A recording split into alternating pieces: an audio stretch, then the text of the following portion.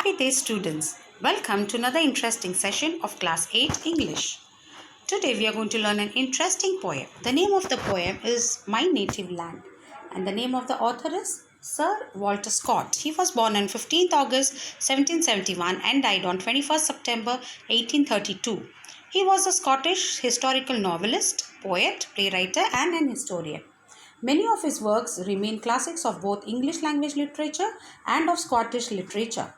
Famous titles include The Lady of the Lake, which is a narrative poem, and the novels Waverley, Old Mortality, or the Tale of Old Mortality, Rob Roy, The Heart of Midlothian, The Bride of Lammermoor, and many more. So you can see the other work of the poet which I have given here. So whenever you have time, you can just go through these novels. What is the theme of the poem? Let us read the theme of the poem. The poem centers on the theme of patriotism. The speaker asks if there can be anyone who has not been proud of his or her native land.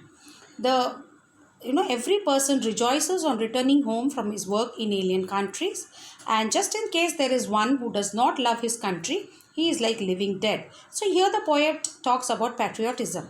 He says that we all love our native land where we are born and brought up, and there cannot be anyone who does not love his native land. There may be situations where you go out of your native land and work in different places or countries, but when you return back, you are filled with happiness and joy, satisfaction that you're coming to the same place where you were born and brought up. So he says every person rejoices, gets happy, feels happy, returning home from his work in alien countries.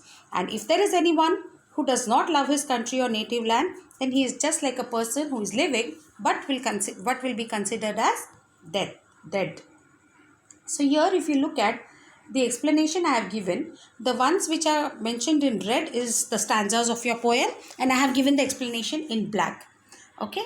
Breathes dead the man with soul so dead. So there is a man who is physically alive as is breathing, but emotionally he is dead because his soul is dead. The writer wrote so dead to emphasize that it is a miserable death. So he wants to show that a person who does not love his country is a person who is dead. The soul is dead. Who never to himself hath said, "This is my own, my native land." In this line, the poet is describing what kind of a person is emotionally dead. To him, a person is with a dead soul, the one who has never told himself that his motherland is his own native land. And hath here means have. These are the words which are usually used by the poets to just have an impact. So hath is have. So he says a person who has not accepted that his motherland is his native land and he loves his motherland is dead according to the poet. Look at the next stanzas. Whose heart hath never within him burnt. So by this phrase, poet means that who is the person who has no heart? Who is the person whose heart is burnt or destroyed within him? Okay, so the next stanzas. As home, his footsteps he had turned from wandering on a foreign land. So these two lines, they are the answer to the previous question that the poet has posed. According to him, if a person does not return to his native and is lost within the environment of foreign country, the person lacks a heart. You can, of course, enjoy the country which gives you bread and butter. You can, of course, enjoy the place where you work. But your love for your motherland, the love for the native land should also pull you back. That kind of a balance we should have. So he says a person who is lost in the foreign environment does not have a heart. Okay. Look at the next one. If such that breathe, go mark him well.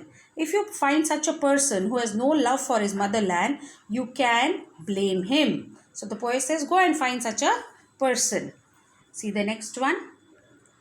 For him, no minstrel raptures as well. So he says the meaning of minstrel here is a traditional singer who wanders from place to place singing songs that are emotionally very touchy for his living. Raptures means extreme joy and happiness, where swells means to increase in volume or quantity. By this line, the poet says that no other minstrel is going to sing a song for him and about him. So no any minstrel will increase his happiness. The next one. High through his title, proud his name, boundless his wealth, as which can claim. So here the poet means that even though a person is extremely wealthy, extremely rich, Okay, he may have great name and fame and is proud of his name, but that is not going to work if he doesn't have love for his motherland. Despite these titles, power and what is this? He says, despite this title, power and wealth, the wretch concentrated all in self. So, despite of his wealth, prestige and power, he is a miserable man, because a person who is concentrated only about himself, self-centered person or a selfish person, is a poor person despite the wealth. So he says he may have enough money, he may have enough wealth, he may have earned a good name for him, but if such a person does not love his motherland, does not love his native land, so he is dead. So all this wealth and money is not going to help him. He will still be called as a poor man. Living shall forfeit fair renown. So here he says he is alive but should penalize all his fame. Okay, yes, see the next one.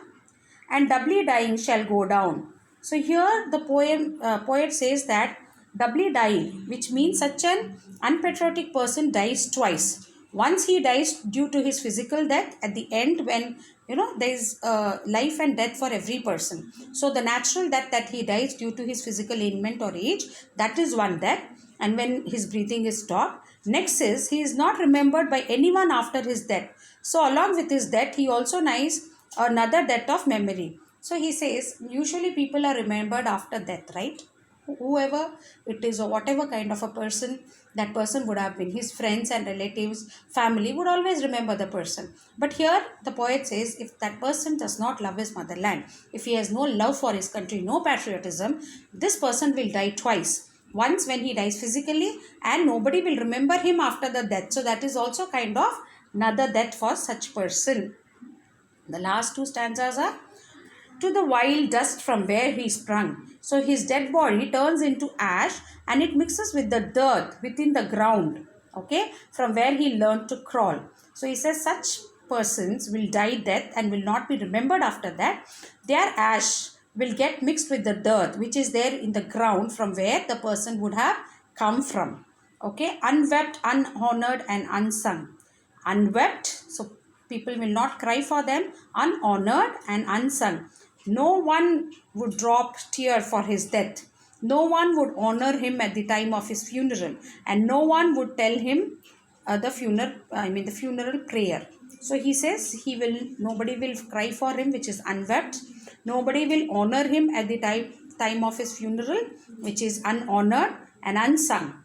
Usually we do prayers, in every religion there is a prayer meet, there is remembrance meet after that. So he says he will not be remembered, there will be no prayer meet, nothing. So here the poet talks about the patriotism and the love one should have for his native land. So what are the learning outcomes? So here you can explain the context. Okay, we can relate ourselves to what the poet tries to come up with the theme of the poem. Note the use of hyperbole. What is hyperbole? Exaggerated statements or claims not meant to be taken literally. There are few things in the poem that has been explained, but we can't take it literally, saying that if a person does not love his motherland, he says I don't have love for my motherland, but it does not mean that his family members will not cry for him after his death or he will not be remembered. So these are the thoughts of the poet, but we cannot take it literally. The poet has used these thoughts to make the poem forceful, that is to have an impact on the readers. Demonstrate the staccato. What is that? Perform with each note sharply detached or separated from others. Rhythm by reading the poem aloud. So each note is sharply either attached or detached. Okay, it is separated from the other. So such a rhythm is used when you read the poem aloud. You can understand the kind of effect it has on the mind of the readers. Express a feeling of nationalism. So nationalism is nothing but your love for your nation, your patriotic feeling for the nation, your pride feeling for the nation. So when we read that, we'll also think about our own country. We'll also think about our own land. And the love for our country will only increase by reading such poems. Thank you, children. I hope you have understood what I have explained. Thank you for your patience.